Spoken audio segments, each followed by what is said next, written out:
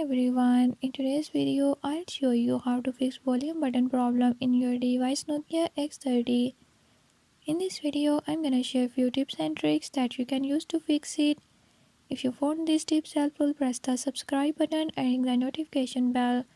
Make sure to watch complete video and learn how you can do it. Let's watch the video.